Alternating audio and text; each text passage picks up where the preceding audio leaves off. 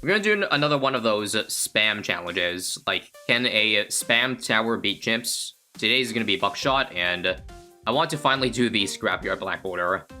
I think I've tried it multiple times with other random challenges, but let this one be the one. So that just means Buckshots as a majority of the main DPS. Obviously, I can't start with a Dartling Gun or Gwen. The reason why I'm going Gwen, by the way, is for the late game DDTs. It's also, yeah, one of the maps for Dartling of all time. As in, there's not really many good Dartling spots. Because, well, there are some giant blockers in the way, like line of sight. So, basically the best spots for Dartling is going to be on the crates, but you can only fit one per crate, which means 4 really good Buckshot spots. I'm not going to stop at 4, though. I am just going to do more subpar spots. But yeah, because of the weird placement of this map, I have to go Gwen for the DT popping, because one MIP, obviously, I can't place all the Buckshots under one village. So before I even go for Dartling Gun, I think we're gonna go for Gwen first, and I guess here's okay. So now for our first Dartling spot. Thing is, you can actually fit 2 towers on each crate, provided the second tower is tiny, so I think here's a good spot. If I didn't mess up, yeah, you can place another small tower here, and that would probably be Alchemist. Alpha Buckshots are pretty good. Not as good as other synergies, because like the Buckshot itself already does like, I think 4 damage. It also has a decent amount of pierce, so Alch buff won't be as insane as like Alch Overdrive, but it will still be better than nothing, I think. Also, because I'm doing like tier 3 spam, it's very important to go for discount villages too, because I'm gonna save so much by getting them. That's why I'm putting my first Dartling in a spot where, well, the other Dartlings won't be. But ideally for my next Buckshots, I want to congregate them again around a discount village. It is a bad map for Buckshot spam, but it's the only thing I don't have a black border for. That's the only reason. But I feel like the easiness of this map, again, how long it is, may offset that. So it might be equivalent to like just doing Buckshot spam on an intermediate map where it usually is better. So yeah, so far early game pretty chill. There's the first Buckshot. I'm gonna outbuff it before going for a second one, because as you see, the attack speed of it makes it very sus. So as I said earlier, I'm gonna start building a discount village, but I need to place another Dartling down first. So I want to place my village above this Dartling, because I don't want to waste the good Dartling spot on like a village, because they're very rare again. After the first 4 I put on the top crate, things are gonna be sketch. So what I'm thinking is like, if I put it here, it will cover, I think, up to 4 Dartlings. Let me go ahead and get double discount on it right away, because I'm confident that, again, outbuff this combo alone probably get us to like late 40s. So one thing I noticed before starting this challenge is that when you buy Buckshot, for some reason, the range indicator that shows red goes away. But that actually doesn't mean that the Buckshot shoots through, because as you see, it's just hitting the wall, and there's nothing going through it. So I think that's just a visual glitch or something, because, yeah, it doesn't really benefit us in any way, which is unfortunate. But even then, yeah, this is still not a terrible spot, because you can see multiple spots on the map, and this straight line over here. So let me build jungle drums on this, and let me place my 4th Dartling Gun. Again, get it on the tip, so I can place an Alch. No one before has ever used this many Buckshots in a game of BTD6. I can assure you of that.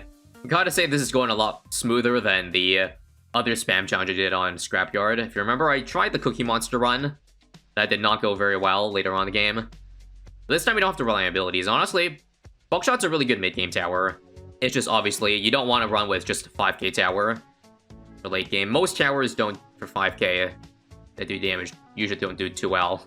At least, like, relative to other options, so I think it's probably worth to go for a tier 4 outbuff, since we have so many Dartlings over here now, right? Yeah, I think so.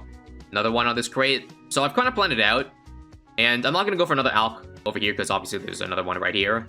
So I think I could probably use a Moat Blue for supports. Again, it's not just going to be pure Buckshot spam. We're going to do support towers like probably Sabo, Moat Blue. Don't know about Shattering Shells. We'll see how the run goes. Okay, now we have 6 Buckshots. That should be enough to beat 63. If not, we always have Gwen to fall back on. And actually, they shred 63 again. 4 damage per Buckshot. If you add the out buff, it gets up to 5 or 6. Oh, I need more AMDs. I think the reason why Buckshot gets such a bad rap is because it was so bad when it got released. I think they gave it so many buffs since then, including one that will help for the late game. And that is, like, I think ceramic knockback. Or just balloon knockback. So we kind of have our own, like, stall slash utility within the tower itself that we're trying to do the most damage on. Which is good. Yeah, I could also go Glue Storm if I'm worried about DTs, but I think I could just save Gwen 10 for then. But yeah, it wouldn't be a bad option. Plus 2 damage on everything. I think I'll just go ahead and get this now, yeah. 013. So I think the next best spots for buckshots are pretty much in this line over here. I'm not sure if I should also squeeze in another out buff between these dartlings here. Maybe that might be a good idea. But again, I guess we'll see. And then after that, I don't know. I guess we can build them, like, over here.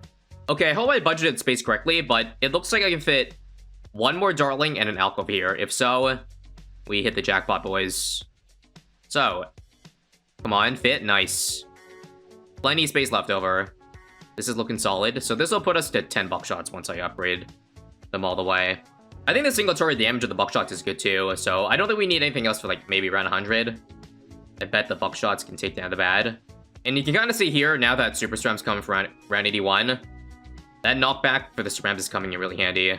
Yeah, look, we have our own, like, slow at home. Who needs, like, blue or ice to slow down those ceramics? Because we pretty much have infinite knockback to keep them in place. So yeah, there's a couple options where I could place my next buckshots. They could be here, here, or here. Actually, before that, I think if it one more over here, is this an okay spot? I want to say it is, because actually, yeah, that looks pretty bad. But you know what? I'm just gonna take it.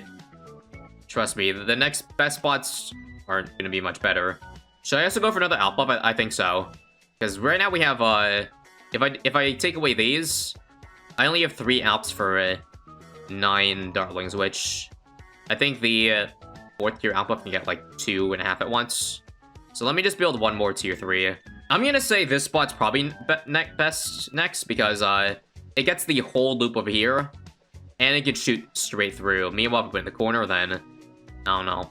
Just my gut feeling says this spot's better. Now, I guess I'm gonna discount this area and just line them straight through this corridor here. This is buckshot number 12. I still haven't used Gwen 10 yet, the entire run. I probably don't even need to for round 90, because we have enough out buffs, I would think, for the DTs, but of course I won't be too stingy on it, of course, since it is a Black Border run. I guess the only concern might be a 95, like, that round's really long, so will Gwen 10 last long enough for us to do that much damage to buckshots? I think if we're really worried about that, we could just spam more, like, 200 Alchemists, just to add a little bit of damage, but I feel like we should be okay. When do we stop going for buckshots? I'm too addicted to them. They're like a drug. I'll use Gwen 3 here. Let me just show you that I don't think I need it. Yeah. just the out buff giving lead popping is enough. Yeah, I feel like at this point the only thing stopping us is legitimately DTs. We are just plowing through even 4 to 5 balloons. It's pretty crazy. Use jungle drums. Can't fit a dartling gun over here, so I'll just out buff. I think 13's probably enough. After all, it is a very lucky number, totally. So I'd say it's a good place to stop and just build support after that. Again, I could use Sabo, yeah. Sabo would be really helpful for DTs. Especially 95, yeah. Just kind of curious again if we can beat 93 without Gwen 10. Yeah, not too shabby. Again, once the balloons enter this corridor, they just get absolutely mowed down because we got pretty much all 13 of them being able to shoot in. Case in point, right over here. Yeah, they barely even get through the bend. Just a couple stray cerams going through. Okay. My first try for 95 is going to be Sabo. We should have the ability up in time. Trust me, guys, I got this. So, should we Sabo immediately? Yeah. I'm going to wait till last minute to activate Gwen 10. For now, if you could get maybe... Oh, I'm trying to get Gwen to activate, but she only activates if she is attacking, which they're all camel right now. But surprisingly, we're doing, like, just fine. Wait for it. Now we have lead popping and everything. Use Crusher. Cerams are leaking, but I got this. Trust me. Maybe I should just give, like, or do some sort of decamo, because, like, I could really use that for Gwendolyn. Like, if I had Heat Up activate, then the darlings may have been able to hold off for a little bit longer. That was a bit scary, though. The thing is, though, now that we got past 95, it's kind of too late to go for a cam option, because there's literally just 99 I gotta deal with. If I just save every ability till then, I'm probably gonna be fine. You know, I suppose I could add more buckshots, because there is still this spot. Like, not to mention it's around Gwen, too, and it can shoot the corridor, so you know what? Sure. Let's do 2 more buckshots, up to 15, and then we'll outbuff them, too. And that's definitely all we're getting, okay? This is a lot less support towers than I imagined for this run, but if it works, that'll be really cool. 16? No, that's 15. Let me just count. 3, 5, 9, 11. Oh, that's 16. Okay, my bad. Somehow I got 1 more buckshot than I calculated. Alright, so before I start 98, what should we do? Nothing. We'll go for a tier 4 outbuff, and I'll use sample immediately, because it'll be up again for the start of 99.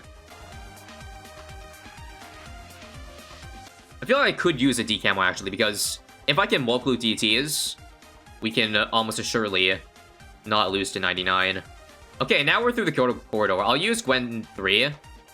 I will change targeting between, hang on, this loop and there. A lot of F-Cerams, I'll use this ability. I think we're good. As long as we don't get Cerams to leak through that bend, we're okay. Yeah, now that we beat all the fortifieds, I think this last part here should be okay. Okay, I'll use 1 more Gwen ability. But again, we should be fine. Nice. Alright. 8k to work with. Max level Gwen. Okay, so Mortar is cheapest and best option. We'll do 0-3, and we'll save the money. I think we're fine, honestly. So let me put it on this curve. I'll even buy Glue Splatter, and let's do it, guys. If we beat 99, we can almost assuredly win. I'll use Gwen 10 once it turns the corridor, so wait for it. Now. Alright. Rainfire DTs, yeah, easy. Piece of cake. I didn't even need the Shimmer. Or even the Morph Blue. Alright, and let's see how quickly we can take down the bad. With 16 buckshots. It's not doing as much damage as I thought. But we should be able to pop it with plenty of time to spare, right? Yeah. I'll save the Sabo for this part. Should I use Gwen 10 as well? Nah. That's not enough DTs. We will have finally done the black border on Scrapyard. The hardest black border of them all, of course. Nah, who are we kidding? Buckshot OP. For a spam run, this is definitely one of the easier ones. Gotta say. Hope this shows you the power of buckshots, I guess. I expect buckshot usage will skyrocket by 50% after this. Alright guys, so we're gonna do a quick little run of Cornfield chips today, and we're gonna do it by using Apache Dart Chip Spam. This is a bit of a mid-tower, but I feel like if you give it the right buffs and put it on the right map, such as this one, you know, maps that have just 1 lane, I feel like Apaches might do a little bit better than what people perceive them to be. Now, of course, we can't start with a helipod because it's 1.7k, so we're gonna have to build our way into there first, and to do that, I'm probably gonna do Dart Monkeys into Geraldo. In terms of supporting the Apaches, Geraldo is not a bad option because he has that Sharpening Stone, which gives more pierce, more damage to sharp projectiles, which the Apache does shoot. At least half of it, its attacks are sharpened. So let's go ahead and get him here for round 10. We'll probably drop like a turret or 2 to build our way into 1.7k, and the cool thing about Cornfield is that you can place the turrets in spots that you normally can't because of its super tiny hitbox. So for example, I could place a turret right here, so normally you can only place 1 tiny tower, but again, since it's such a tiny hitbox, you can fit it between the slivers on this map, which is pretty sick, and allows for more space in the early game. Because right now I do want to leave this space on the bottom for my first helipilot, and then go on from there. But yeah, as I was saying, I'm pretty sure Geraldo's buff is going to be the best one in terms of all the heroes, because it's basically a permanent buff. Once you give the Sharpening Stone to the Apache, all the darts will be doing more pierce, more damage versus someone like, say, Pat, for example. I think he'd be the second best choice. While Pat's buff does give more damage, it doesn't have full uptime, so I think Geraldo in this case would be more preferable. Anyways, round 19, we can get our first helipilot, and now we're on our way. Anyways, we're lacking a bit of lead popping, so let's go ahead and get an AMD buff early. And yeah, what I could do is probably give a Sharpening Stone to this current heli. But the thing is, I did take a look at the stats, and when I get up to Apache, the pierce on the Sharpening Stone doesn't really do much. It's really the damage I'm looking at. Because remember guys, if a tower does 1 damage and you give it +1, well, that's basically double damage, right? But say a tower has 7 pierce, which the Apache darts do, and you give it +1, which the sharpening stone does. That's a very measly increase, and sometimes you might not even notice it if, like, there's not enough balloons on the screen where it doesn't get pierce capped. So yeah, I think if I can, I'm gonna lay off of building this until I get level 15. I think that's when you get the upgraded sharpening stone. It's also a good thing that we're playing on Cornfield, which is an advanced map, so that heroes level it faster, which means we probably get the level 15 pretty quickly relative to, like, an easy map. Now, as for round 40 here, I'm hoping that Razor Rotors plus Alpha Buff plus Jungle Drums is good enough. Let's take a look at DPS. Razor Rotor is not bad with the quad darts. Practically solos the Moab on Pursuit, so that's cool. I'm gonna try to see if I can save up for the 21.1k upgrade right now. I think the 40s do give you about that amount of cash, but obviously it's not guaranteed that this defense can make it all the way there. Of course, if anything, we just drop a quick, like, Maelstrom or a Hot Pepper. Those are the cheapest options if you want to get a first Apache as soon as possible. In terms of what other buffs I want to give it, honestly, not too much other than Alpha Buff and Jungle Drums. We'll see how, I guess, this game goes. I mean, if we really need to, we'll go the extra mile with support, like more blues, sabos, you name it. And possibly a couple other options as well that I won't mention right now. But we'll see if I ever need to go for it as the game progresses. So yeah, this is the round where there's a lot of ceramics. So I think I'm just going to go ahead and, yeah, use Hot Fire there. Gotta clear with the Ceram Clumps. Because, yeah, ain't no way I'm surviving the early 50s with just this guy. I think we'll probably get the 21.1k after this round, right? Yes, sir. Alright, round 52 Apache Dart Chip. Next on the table is probably a 401 Alp Buff, and then a second heli, probably down here. Although I think I made a minor mistake. Well, at least for the early game, I had to place 2 Darmagees here to beat round 6. But the problem is now that if I place a heli down here, which is the closest I can really place it in the available spot, the Alp Buff probably won't drop the potion on it, because the Alp Buff throws the big buff based on the, vicinity of towers. So these ones are probably second and third closest. Probably means I need to get a new Alp Buff for this guy, but it's probably not a big deal. On top of that, I do have to go for an MIB, because the Apache can't pop leads, nor can it pop, what do you call it? DDTs for the missiles. So the MIB would basically allow us to, well, hopefully shred DDTs. But we don't need it for now, so let's just work on Apache number 2. And yeah, we shouldn't really be surprised that Apache is doing pretty well right now. After all, it is mostly a mid-game carry. That's where its strength is, but the problem is where it falls off late game, because it doesn't have enough ceramic damage. And, well, time for Apache number 2. And let's take a look at Geraldo. Does he have the level yet? Okay, level 15 we'll get probably in a few rounds. But it's kind of crazy that we don't really need it right now. Just looking at, well, the mid-70s here. 2 Apaches definitely will take us to at least the mid-80s. And there we go, we've got level 15 Geraldo, so let's go ahead. +1 damage. +1 damage. Again, it's not a fully 100% damage increase, because the Alchemist is giving either +1 damage or +2 against Moabs with AMD. But either way, even if it was doing like 3 damage, the +1 is still gonna make a pretty big difference. And once again, the difficulty with Cornfield, the reason why it's an advanced map is not because of the length of the track, it's because of, well, the amount of corner on the screen. In fact, I'd argue this is probably a harder intermediate map more than is a real advanced map. But after all, NK is never really consistent with how they, where they put maps in terms of difficulty is, because there's some that are all over the place. Like, for example, X Factor, I think that one is pretty damn rough and should absolutely be in the expert category. Meanwhile, Infernal, pretty simple. It's kind of similar to Cornfield in that the track is pretty long, but there's not a lot of space to put towers in. And I think with Apache is that because it has full map range, like, the fact that you're getting blocked with the corn really even matters aside from the early game. And look at that. We got 33k, enough to pretty much build a third Apache, but as you see, we don't really even need it right now, so I'm just not gonna buy it until I feel like we're in trouble. Yeah, look at that, guys. Almost 50k and counting. Now, let's just save a bit of money here. I'm gonna have to buy this anyway, so just got the discount to make the MIB 1.5k cheaper. And how about I just get another Alp Buff on this guy? Why not? 401, and then build my third Apache whenever we're in danger. Okay, now I can see we're kind of starting to struggle. Fortifieds, again, the high HP of the Super Ceramics make it so that it takes a long time for Apaches to take care of them with just their 2 damage darts, and, missiles, so I think it's about time. Let me just watch out 90s first. Well, I think we about need that third Apache now. Is that right? DTs are actually not bad. Well, yeah, let me go ahead and get it. And I can probably get a fourth one before the game ends. So, yeah, when I mean Apache spam, I mean, yeah, 4 Apaches. There's only so much you can afford with only about 180k to work with in Chimps mode. Apaches are like, what, overall? Almost 30k? So realistically, I would only be able to get like 6 of them at max if I spent all my money on Apaches and nothing else. And okay, maybe it's because I have to put it on my own targeting now, but it looks like on Pursuit, just fortify mobs on 92, the constant fortify mobs, pushes all the way to the exit, to the brink of death. So I think it's about time. Let's start working on number 4. We're pretty close to it.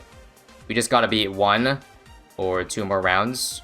Alright, and let's go ahead and get number 4. And what else do I need to get at this point? Well, I probably can't afford Called Arms. I think I'm just gonna sit on the cash and see what I want to do with it also.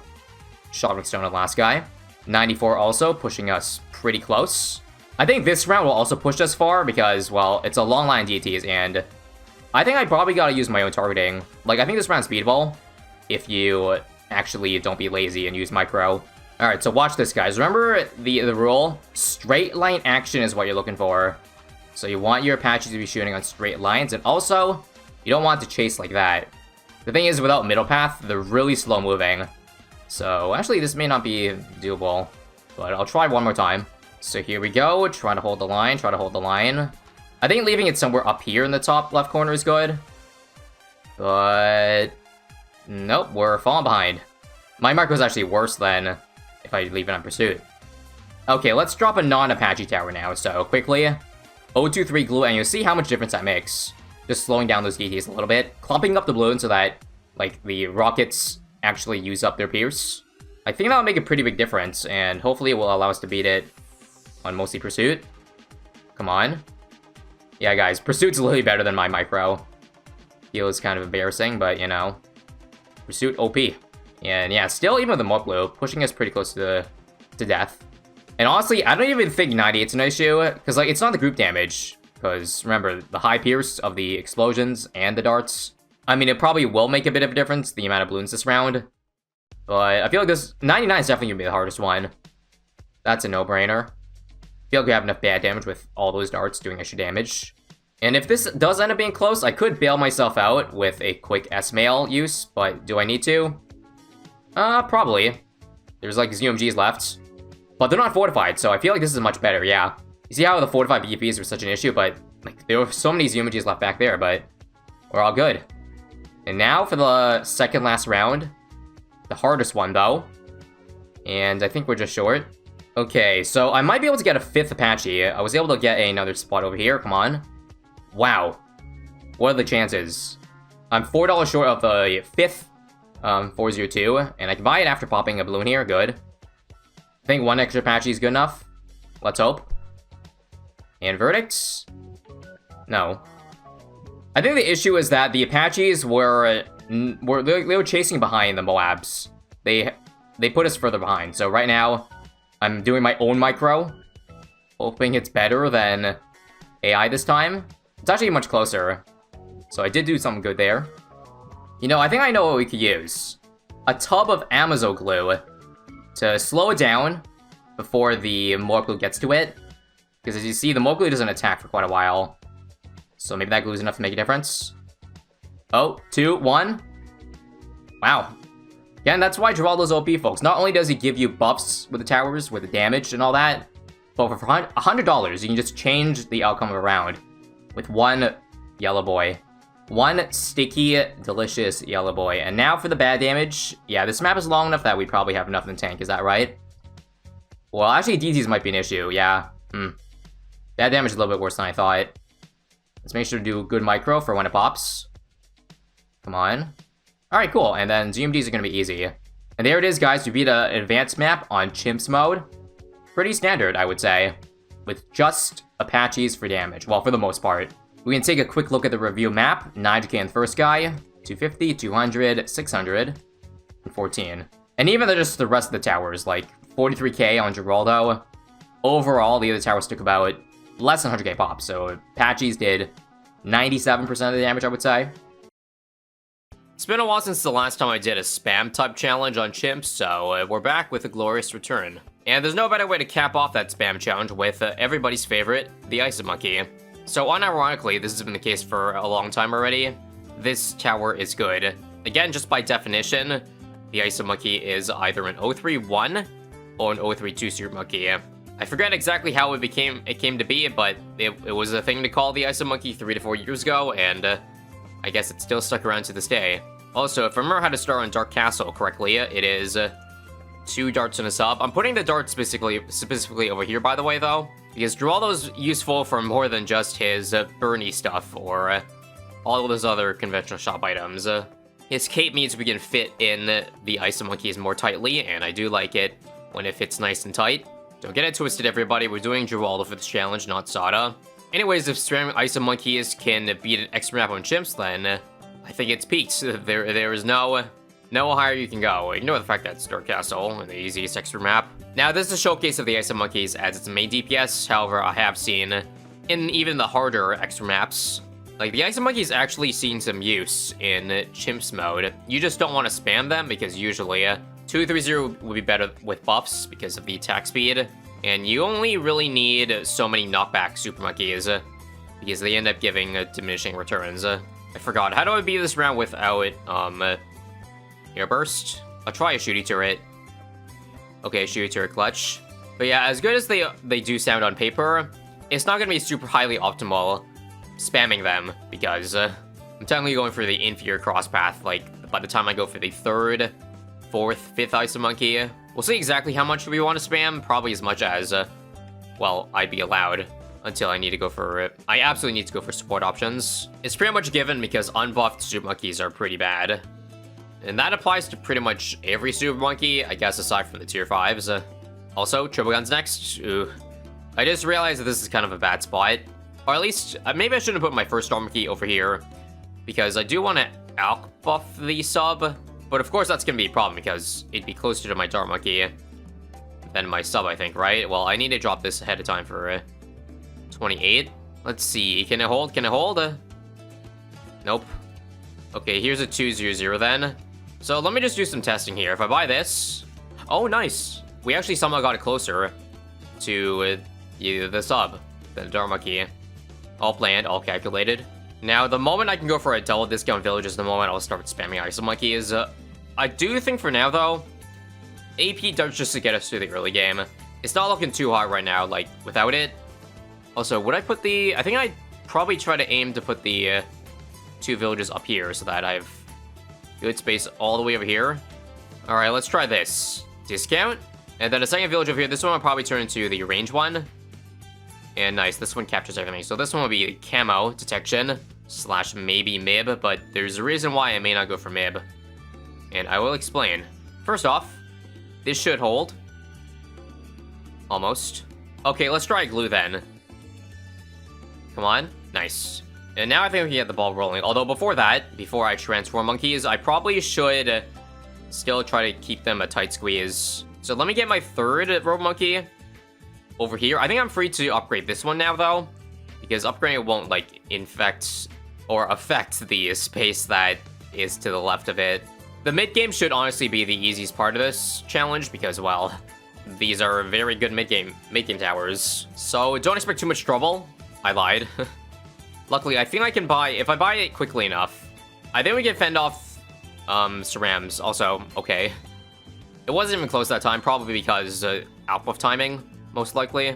But you see now that we got it, it's clearing out these balloons with ease here, and all it took was, I think this is currently under a 10k cost. If I buy knockback, okay, more like 12.5k now, which is still insane value for the amount of power that you're getting. I'd say at minimum I want to get 2 more, so let's just get 1 here, and then 1 right above it. It might be a better idea to maybe put the next 2 monkeys all the way on the right side instead. Just because with arm targeting, I think maybe close end first might be good later on in the game so that we don't accidentally pop all the strong balloons at once, you know. And that way, close gets stuff closer to the exit. But moving on from that, I did say earlier, MIB is a potential option, but I think I can skip MIB. Reason being, I think I can double dip in, like, giving extra damage to my rogue monkeys in terms of, like, buffing. And, well, lead popping slash mib. That would be the glue storm. Like, think about it. Each dart only does 1 damage if you ignore the very occasional crit. I could probably give it 2 with sharpening stone, but that's still not very good. Glue storm pretty much doubles that damage, and for a much lower cost. Also, I probably should get some extra lead. Maybe get my glue storm up here ahead of time, but I'll see if we need it. Maybe just the 1 out giving lead alone can do the job. 2 ice monkeys now, and oh, that was a black border run. My butt would have clenched. Anyways, case in point, saving $7,000 is good. Also, I think with these fortified leads, let me just go for glue storm. Frankly, it doesn't matter where. I'll just put it under double discount. Also, before actually buying upgrades, let's go for primary mentoring, because I need that 10% cooldown. So like glue storm has a higher uptime. Speaking of which, even with that, the glue storm doesn't have full uptime. So either I pair this with another glue strike, or maybe I just rely on reju potions. Also, I think I might need this seeing range down here. Otherwise, it's all on alch. Okay, we're good. But as I was saying, I think there's like maybe an 80% uptime with glue storm and P mentoring. So I have to make sure I have the ability up right for DDTs. Otherwise, that's going to be a problem. But again, I do have the reju potion to bail me out.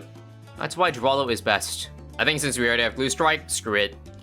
Let's just go to glue storm now, and I can show you just how good it is. Well, let's first see how 2 ice monkeys handle 75 here. Honestly, again, mid-game carry. Shouldn't really be too surprising right now. 77 came close. I think I'll do... yeah, before I go for my next ice monkey, we can do a 6th one. The money does look there. I don't know about 7. We'll think about that later. But I believe I can transform this one now. And it shouldn't eat up any extra space. 78 there. Okay, I'm just going to use glue storm. Things got a little bit spooky. Since it is not a black border run, I do just want to fail for a comparison. Like, show you a run that I don't use glue storm, that I died to, and then one that I survived. This one, okay. This is a good one here. So let's just activate glue storm immediately and watch it go to work. See a difference? Now that it ran out though. Could have been scary, but we beat enough with the wave. Nice. Also, because I have cam protection already, I'm most likely only going to go for 031s, not 032s. The only merit to this would be if I died DTs, then I can get the extra camo damage. Otherwise, all this gives is +3 range, which is very minuscule. Just a heads up to anyone who thinks the range is, like, significant at all. Trust me, it's not. As expected, no issues so far this run. 33k saved up. At round 86, will do the following. This will last us the rest of the game. Guys, we have Ultra Vision at home, except even better, because this thing gives way more range than the Ultra Vision, and also gives you the camo damage on DDTs. But of course, it's not a bad idea to ever double dip. I'll use both of them now. And okay, I think I need to buy some more Ice Monkeys this round too. Before I completely lose the space here to Super Monkey, let me try to squeeze in... Sure, glue. I was thinking Alchemist, but I could probably just put them up here. But let me transform this one first for number 4, and also in the meantime, definitely go for bulk glue. And 87 should be beatable now, right? Actually, as I mentioned earlier, I'll change the ones near the exit to one close so that we can clean up better. There we go. 89 is very close. Oh, hang on. Hopefully I didn't mistime this, because I do need DT popping.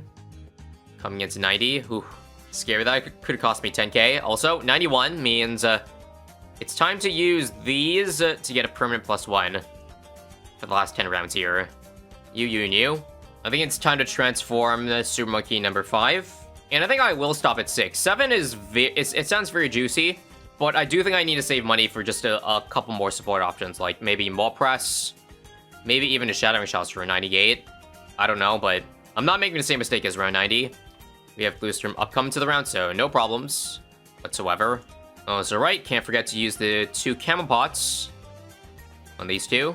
You think Relentless Glue is a good get also? I think so. I do like that mini rework they did with it to give it a brief stun, not the broken version. Also, I'll be fine here, even if I don't have the cooldown, because 95 is a very long one before TT spawn. Actually, bruh, leads, okay. Well, I think that's where we can finally pull up the mole press. Not for mobile knockback, but literally just to beat Let's. We'll do a 2-0-3. It's actually not surviving. Okay, now it is, but let's just transform our 6th ISAB monkey in the meantime. Let's just buy more press now. I mean, if I'm gonna use it for get it for 98, might as well buy it ahead of time. And I could probably use some like much more reliable DT slowdown too.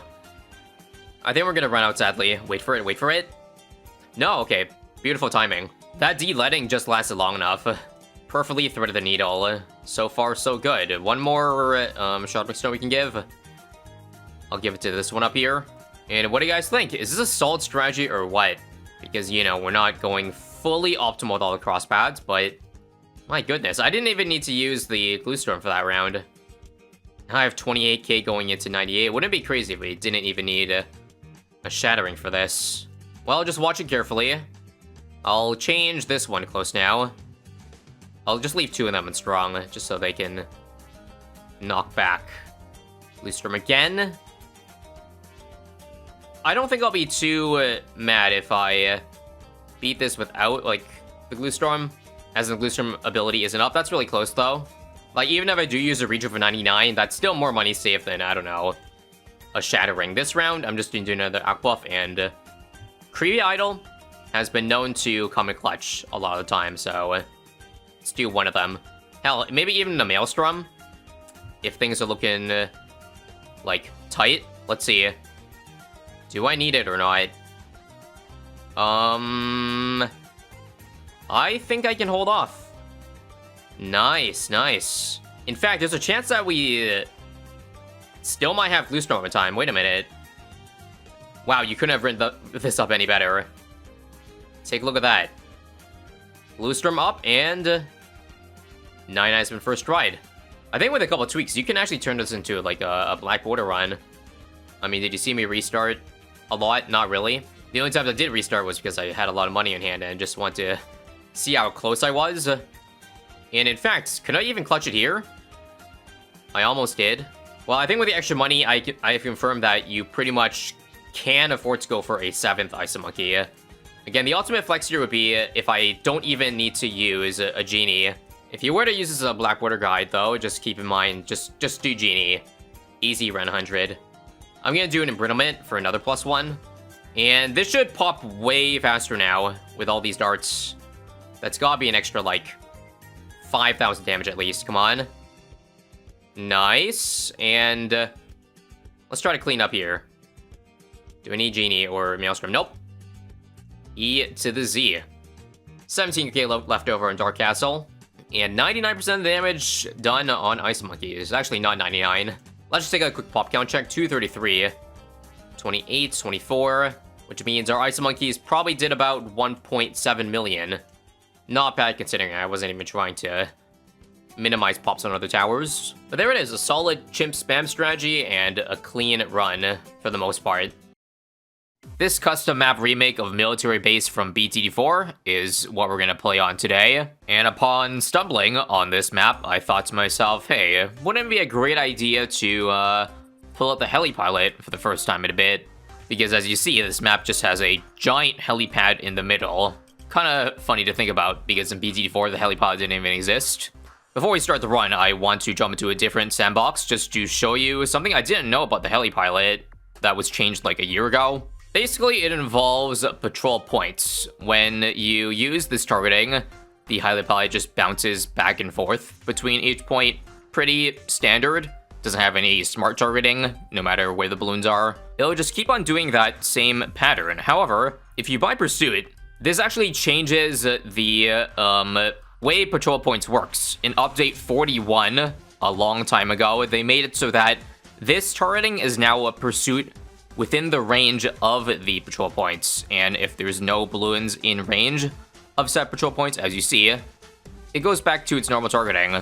But if there is a balloon in range, of course, it will no longer do the back and forth targeting. It will be just like how Pursuit is. So, yeah, I can't believe I didn't realize this a year ago, probably because it sounds pretty useless. The best use case I could find, or at least somebody on Reddit found, was, say, maybe on a multi-lane map, like Spring, where you have one heli for each side that basically is like Pursuit.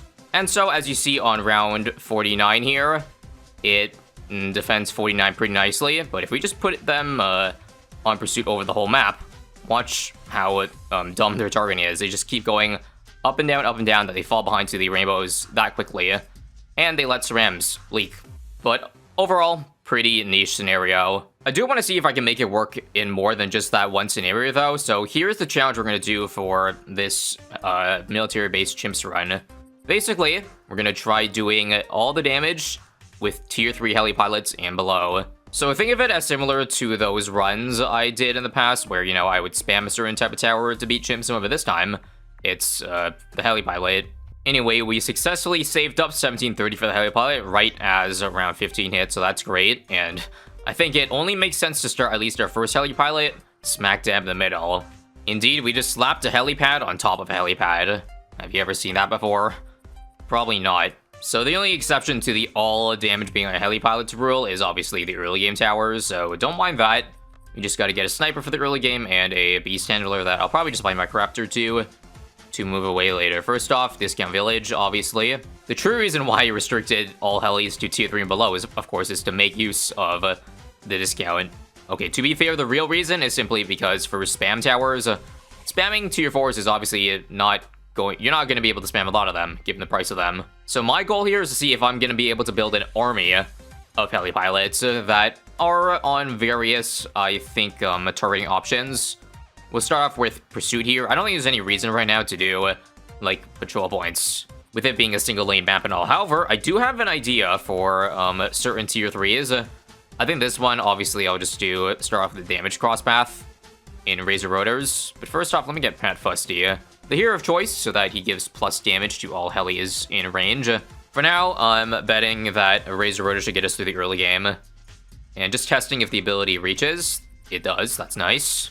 Now, it's going to be an extremely tight fit here, but I want to see if I can fit 3 heli, like, kind of like a 3x3 pattern of helis. I think I already choked, though. One doesn't fit between the village and the bottom in here. Rip. Yeah, this map is impossible to fit it like that. Well, I tried, but yeah, ultimately, not really my fault. I think I will probably get the second one to be maybe a downdraft. Now, there is just one slight issue with utilizing patrol with this. It's usually the better crosspath to go for an 032 because it downdrafts more. But for science reasons, let's just do 230. I'm still going to leave this one in Pursuit. Let me just get my next heli pilot. I'm putting the ones with utility away from Pat so that, you know, the Razor Rotors can be around the Pat Fussy damage buff. This one will now be bottom crosspath, and we'll do 203. And here's where I think I'll try to utilize patrol points. Basically, I'm going to set it here and here so that it only pursuits in the entrance of the track. Reason being, maybe, if there's multiple Moabs, the Moab shove doesn't just keep moving with the Moab throughout the path while leaving all the other incoming Moabs like full speed. Basically, if a Moab ever gets past here, we just let it go through, let the Razor Rotors finish it off, while the shove deals with the other balloons. That's the best thought for patrol points I can give. I don't think I want to get more than one shove, though, because ultimately, one shove is going to do nothing against, say, something like 98 with a billion Moabs on screen. I think we're better off just boosting the damage of everything. So, on top of spamming the towers, I think I will allow myself to give some buffs on them. Maybe not too many of them. I'm thinking, obviously, a minimum, probably outbuff if I can fit space where I can't put a village, like, say, down here or up here. For damage reasons, I also want to get the 302 crosspath on all the other heli pilots, so we're going to get a D camo. Stick at the front. Should catch all DDTs at 023. And so far, so good, I would say. We're only just getting started in our heli army. Now, currently, all of the Razor Rotors helis are on Pursuit, but I think I do want to try a couple of them on patrol points. Not necessarily because it's better, mostly to have some fun with it, and hell, maybe it is better in a certain situation. I'm not sure, but maybe I'll try one, say for now, kind of patrolling the entrance in a way. So now that it's fallen apart, or balloons are getting this far, the heli's just gonna stay here and deal with the other balloons. I feel like that might be more helpful for the late game rounds. Because, you know, with Razor Rotors, Pursuit actually doesn't optimize its DPS fully, because the heli's got to be on top of the balloons to get the Razor to do damage. But if you have Pursuit, then it'll kind of always be tailing ahead of the balloons, you know what I mean? So say something like here, means at best the heli goes here, and so it still hovers over and utilizes the thing. If that makes any sense. Also, I'm realizing ahead of time that, also, why are camos leaking? I guess the mortar got pierce capped, but I should get a glue storm, because I can't buy a mid on these discounts. There ain't enough space for double discounts. So therefore, a glue storm with primary mentoring and 75% of the time, I will hope is good enough for that. Plus, they all do low base damage. Like, the darts are 1, Razor Road is 2, so this doubles, triples the damage. Talk about a steal. That is a very expensive support, though, which now limits the amount of extra razors I can buy, so hopefully that's all I'm gonna need. Sometimes with spam challenges, I'm not necessarily sure whether I should aim for getting the most amount of a thing possible, or maybe just getting several of them, and then giga buffing them. I want to ask you guys what you would prefer, I guess. Because if we're talking about, like, guaranteeing a victory, or making sure nothing gets past the entrance, then the answer would be the latter. Get as much support as possible, but it's not as fun, obviously, if you don't amass a giant army of them. And so I'm going to do the former and set spam as much as I can. Plus, this map allows me to get a lot of helis. So after I'm done with this village here, I'll probably build another army. It looks like the bottom right corner has the most amount of space. You might think bottom left, but the lines here are blocked as well. But it does fit a good amount of heli pilots, so... Actually, you know, maybe I could. The fact that the helis slip in just perfectly there means I think I changed my mind. Before that, yep, I think we're done. Nope, I lied. We got one more in with 1 pixel to spare. Nice. Before we build our next army, one more Razor Rotor, sadly undiscounted, because I want it to be hat buffed. At this level, yeah, level 14, he now gives +3, so these 4 heli pilots will be Giga Chads, and the rest will basically be extras. Anyway, was I wrong in telling you that it would look like a giant dark cloud? Because if I had to explain this defense, that's what it would be right now. Giant dark cloud. In case you have not been counting, this is going to be heli pilot number 18. And so far, I still only have 1 tower on patrol points. We'll make that 2 so that other heli doesn't feel super alone. I think I will be in a giant cloud formation up until, I guess, balloons get to the middle path. Then you'll see the helis stay behind a couple of them. Yeah, see, they're back on, or rather patrol points because there's no balloons in range. That actually makes things a lot worse. At least just that time, because I was saying it might be okay to put it if there were still balloons up here, but when there's none, then yeah, it's obviously pretty much worthless if you have them just patrolling like that. For now, though, we need not worry. Another glue storm to hopefully clear out 98 efficiently. But damn, you see what I was talking about? Look at all that. Look at how the ZMGs are up here. They have no damage done to them because all the razors that are probably amassing to, I don't know, 100 DPS if a balloon's like right underneath it. Like, it's just not going on the ZMGs, and they would pop a lot earlier, I feel like. I might strongly consider putting this entire army back on follow mouse, just so you can see the difference between, like, if somebody does proper micro. That's what I'm saying. I'll use a level 3 pad here. Let's use a... No, I was gonna big suck, but it got down to BFBs and CMGs. Yeah, we only just barely defended 94. Huge yikes. 95 here. I gotta make sure Glue Storm lasts for the whole duration, so I'm gonna use one pretty late, and it should last up till all 30 come out. Pat Fusty now too. Fast forward, and clean. Okay, in honesty, clean is probably not the right term to describe this defense right now. It's anything but it is at least somewhat satisfying. 96, we're gonna run into the same problem, I feel like. Look how far back those ZMGs are. Yeah, I'm done with the patrol points on the Razor Rotors, honestly. I think it's best kept for the mob shove. Although now that there's no balloons for the mob shove in range here, I will put it back on, I think, follow mouse. 96 is clean. I want to try to see... I think I'm going to put everything back on, what do you call it? Follow mouse for 98. Just so I can show you guys my micro versus the AI. Let me show you what I could do, alright? So coming to 98, sadly I don't have my glue storm up immediately. That's unlucky, but what I think is best is honestly keep them right over here, okay? Let the Razor Rotors do insane work. And even if balloons leak, that's okay, because we have Glue Storm that keeps the cerams really, really slowly. Although, if they are Moabs getting through, I will have to move the army down a little bit. Yeah, okay. Never mind. It's time to move down. I'll use the Hat Fusty now. No Glue Storm active here, so all the cerams are full speed, so I might have to move the army back. Until it's back up again. Come on, 2 more seconds. And then we get a huge damage boost. Nice. But do you see this? Look at the ZMGs. They're damaged. If they were all in pursuit right now, I promise you, we would be far from killing them. Now, in hindsight, maybe I should have first started with all of them in pursuit just so I could show you that it would die, because I promise it would have died. I think I still might die with my micro, because this is too much for the heli army, and we don't have Glue Storm anymore. Are we cooked? We have the Glue Storm attacking, luckily, not sadly, so I can slow down cerams. We got another Glue Storm up again. Come on. Nah. It ain't happening. At this point, I can no longer see if a mob is exiting. I just kind of have to hope. But with them being BFB still, no shot, right? Close, though.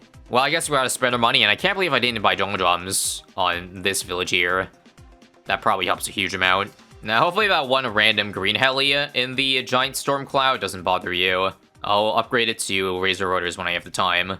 But things should be a bit easier now, with approximately 10% more damage on the field. Are things looking any better this time, or what? I think we can only really tell at the end of all of this. Still feels like too much. GG. GG. We do have all the damage. Nope. Jungle drums didn't save us there. Sadly, looks like we do need more supports. I don't know how much better it's gonna be, but we can afford at least one alk buff for approximately 3 heli pilots. Maybe the middle round. I can buy another one over here. Okay, so I'm gonna save my rallying roar because I can only use one more for the rest of the run here, so save it for the moment where we're gonna die.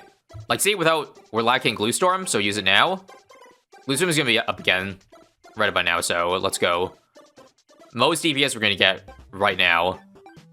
And it does really look like the alk buff is helping. There is much less getting to this point this time. And that's the last ZMG. Alk buff diff right there, wow. Last BFBs and last Moabs was good, but the fact that it helped when we only had 3 of our helis getting damage as opposed to like, I don't know, out of like 20 plus. Yeah, also, holy crap. Horrible timing. We might be cooked because I don't have Glue Storm. It's legit 2 seconds from being up. So guess what I gotta do? I think I gotta go back in time instead of getting alk buff, balloon sabotage. If I can even afford it, that is. I gotta say, how unlucky is that? We can barely afford it. Let's hope we can survive still. Holy crap, my life flashed before my eyes. And that was not as clean as the first victory, but it worked, so nice. Even though our Sabo or our Glue Storm is the same cooldown, Sabo's huge. Humongous. Now, we just press 3, and with the giant cloud of helis, rip them to shreds. Haha, get it? Because they're rotors. Anyway, how long will it take for this giant dark cloud to beat the BAD? Not too long, because their single target's insane. And just like that, we done did it. Army of Razor Rotors, and the help of a couple other heli crosspads. Now, this is just for fun, but what if we went a little deeper and further? The run will end once the next time we die. So I reckon it'll probably be this round, because we don't have Glue Storm and or Sabo. DT line is just way too long on 102, yeah. The one issue. And a good reason why nobody ever goes to Razor Rotors and or uses patrol points. That is all for today.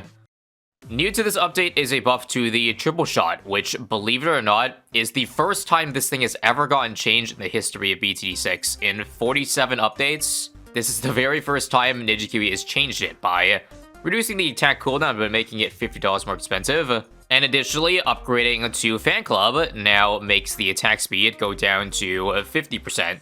And also a little bit of a price cut to $7,200. Now, on paper, these sound like pretty minor buffs because triple shot feels like it's only really used for the early game, And as for this affects 10 other dart monkeys, so getting the attack speed on itself doesn't sound like a whole lot. However, one thing, if you didn't know already, is the fact that any transformed monkeys from the fan club inherits the attack speed buffs of original monkey. So that means, yes, upgrading from a 020 to a 030 dart monkey, it now means that fan club transformation is 25% stronger. Just to show you, go ahead and use the ability, get a mid for it, of course, stop the count. We've got 613 pops on this one, 309, and 230. TLDR, just for a very, very small price increase, you get a huge power spike to your fan clubs. And so I welcome you all to U-Turn BTD5. This is another custom map remake, and I want to find a map that was difficult, but also decent for the fan club. So I'm thinking, just get a Dart Monkey army right here. Gets pretty good track coverage. By the way, if there's one thing you should know, this was an advanced map in BTD5. However, I just realized that this map is very akin to Polyphemus that's already in BTD6, and have you know that's labeled as an intermediate, so it really makes you think, huh? In fact, I would argue that this is even easier than Polyphemus because you can put towers on, like, the actual good part, like the bend. Now, 4 Dart Monkeys don't beat round 6, so we actually have to do a little bit of targeting. So how about strong on these couple ones? And then back to first. There we go. I recognize the angles aren't very good, but we'll make a do with it. A 4th Dart Monkey has entered the chat. Looks like that's enough to beat round 9. I'm gonna try to save for Gwendolyn next. Or maybe I should go for a saber play and go for the triple shot. Because even dropping Gwendolyn down is not a freebie, and it seems like I can't beat round 10 with it, so let me see how much money this is. 485 on hard mode. I think if I just beat this round here, then we got it. Nice. And just to clarify, no fancy rules or anything or challenge. Just simply try to beat this map with a fan club army. And maybe if it's so good, why don't we save up a crap ton of money with it? Because I would say that's the ultimate flex in terms of truly showing if a tower is good or not. The fact that you don't even need to spend, let's say, half your cash in a game mode. Also, feel this attack speed buff is coming in really clutch right now. Definitely worth a $50 increase. So much so that you probably know what I'm trying to look at my eye at right now. If I happen to survive a couple more rounds here, bad news, number cocktail, but I got the heated up buff, which is +1 pierce. I think I need for this round, yeah. Cocktail 22, heat up activated, 2300, and ain't no way we're actually gonna get out of this round here. Ooh, not quite, but I got enough money now to, I think, start. Yes, it begins now. I don't know how much I can greet though, so 1 discount. I'll like camo on this one. I guess the extra range can here, and I'll try to build towards a second Dart Monkey right about now. But I will let you know this is incredibly greedy and probably still kills me. Ooh, much closer though. I don't think I can actually get away with a whole discount. Yeah, I apologize. I'm being way too greedy. I always make it hard for myself for some, like, literally no reason whatsoever. Just to shave a buck or two, when I could literally just buy a second triple shot and not have to worry about the round. I would say that's my one biggest weakness. I'm gonna try to sneak it in now, though, for round 28. Only issue, no lead popping aside from Gwen Cocktail, so round 30, I'm gonna need to put Gwen on strong. And I lied. This map is long enough, or rather, let's take long enough that we get the cooldown back. And I think we successfully got away with it. Epic. Now, due to space constraints, I don't think I'm actually going to go for the double Ds. Because, 1, I think I'm just going to go for the Camel Crosspath on all of them. Yes, even though Pierce is very nice. In fact, that's what these Dart Monkeys are heavily lacking in. Again, I think I can make up for it by, 1, getting primary training. In fact, we should probably save some more money by going for primary mentoring first, right? Provided I can get away with it. But the P-training buff is huge. The fact that we now have +1 pierce on all of those projectiles coming in. Now, they did this change with the fan club a while ago, but you can convert more than 10 Dart Monkeys at once now if you have multiple fan club abilities. However, I don't know how many I want to spam. Once again, not too many of them, ideally. Enough to where I can win, but at the same time, save up a crap load of cash money. See if I can get away with the mentoring now. Nice. And so I save $200+ on each triple dart monkey that I add. Doesn't that sound amazing? Now, ideally, I'd like to hold my cocktail for round 40. When does the mob come up from, by the way? Okay, top down. Make sure to target as low as we can go. And I don't think triple shots should have an issue with single target, except for the fact that they do 1 damage each, so that, I probably need to add one more to the mix. If you're wondering what this spot is for, probably an ice tower. I think I could use a +1 damage buff. For now, though, just simply adding a triple shot and getting a range on a couple of them should be enough, although barely. You think now it's time to go with Fan Club? No, actually, let's go for Embrittlement now. I think we can probably get away with it. I know the range isn't, or rather, the U-turn bend is simply too wide right now for the Embrittlement to look like it has good coverage there, but I'll take it. Now let me go for Alchemist. It is really expensive, but getting Perm Brew would, I think, literally be a free win, because there's no way I can get enough stronger stims to have Perma Brew buff active, or the Brew buff active on all 10 Dart Monkey plus at the same time. So that 50k investment is pricey, but might be worth it, I think. A bit of a janky early game element, but I think we finally got through the worst. And now Fan Club, and watch as this guy goes. Fairly hypersonic, I would say. So I think you need about 3... With Primary Mentoring, which gives 10% cooldown reduction on Fan Clubs, I think we only really need 3 of them for very close to full uptime. So I'm probably going to bank up 3 before going for the Perm Brew first, but of course, let's first get at least 10 Dart Monkeys. I need to add 4 more. Ideally in a range of the Alchemist. Okay, here's 9, and 10 is going to be, sadly, a bit offline. Yeah, not quite balanced, but that is 10. Actually, there was space for Alquith to reach this high up, but notice that there's a line of sight blocker as well. This tree on U-turn, which I don't know is if it was there in BTD5 again. I stopped playing BTD5 basically when BTD6 came out, so any map that came out after then, or hell, even slightly before then, I probably have no recollection of. We are now officially open for business, though. There's 3 Fan Clubs, and now I'm gonna test and see if I can maintain 3 perma uptime. When I mean perma, I don't mind if it's like a second spaced apart. Timed out, use it again. And look, the next one's pretty much back up in time. Yep, it is perma. That's awesome. Ability now here.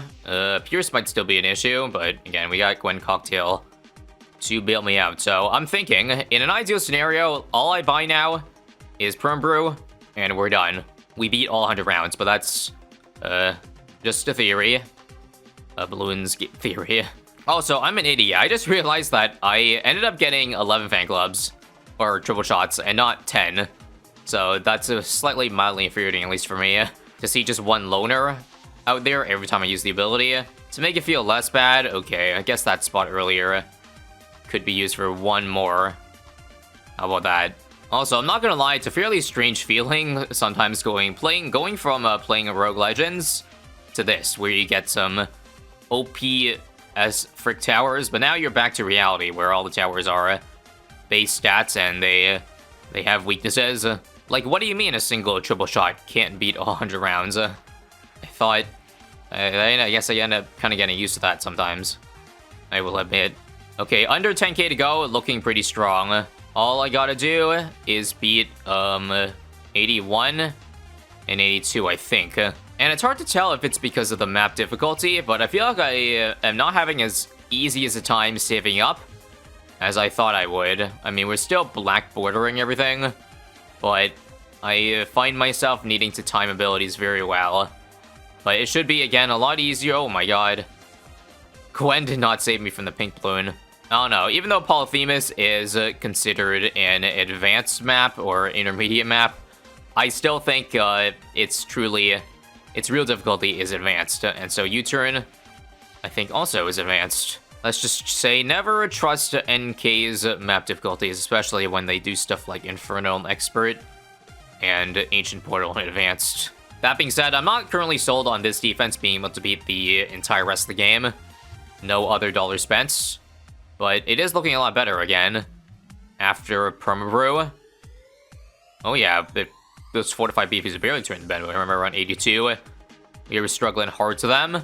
In fact, a very good test would simply just be not getting a fan club and seeing how we do. Huh. We're beating it without it. That's good. Gotta use it again, though. DDTs. No hands. Well, Permbrew really is the missing piece. I guess the moral is don't judge how good defense is before getting it to max power, rather. It's ideal. Ideal setup. I guess it's like complaining why your Sun Avatar isn't doing much damage before you get, say, well, also Permbrew and or an Embrittlement to it. But this is what I like to see. Complete shred of 94 without even any thoughts. Not much skill involved other than pressing the button 2 every single time it times out. Looks like it got a bit far there, but that's just because we have literally no slowdown. Pure damage, no slowdown. We don't want to do any support setup today. I want to go full damage.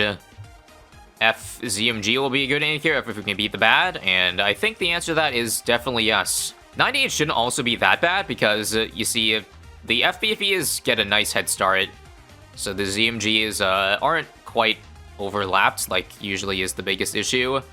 On 98, I lied. It's gonna overlap right about now, but I think the Permbrew Pierce is going to save us. I'll drop one cocktail just to be safe. But yeah, it really is a free win. Hold up, FDDTs? Oh no. Oh no. No. Okay, we're off by so little there that I think all we gotta do is... Oh crap. Did you guys notice?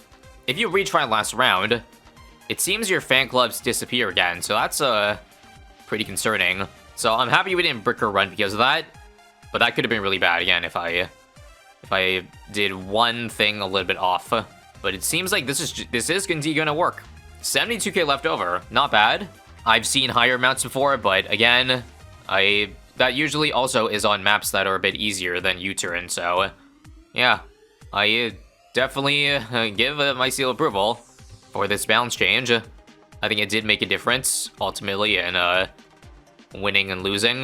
Because remember, this setup would have been 25% weaker prior to this update, which, given how close a couple rounds looked, might have made the run much more difficult, or, dare I say, even impossible. Just for fun now, we're gonna spend all our money and see if we can this can get to 120. And for that, we're gonna go all in on the plus damage gibbers. Glue Storm, Super Brittle.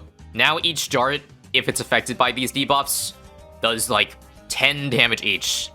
So multiply that by the amount of projectiles on screen, and you can see what we're building here. All while refusing to build any support. I don't count Glue Storm as support because it doesn't really slow down the mobs, which is what I would consider support, like Relentless Glue. It's still technically plus damage. And I think we're gonna keep on, yeah, we have like 15 triple dot shots right now. We might try to get 2 permafan clubs, now that we pretty much got, you know, the most amount of close to the amount of the most amount of debuffs possible.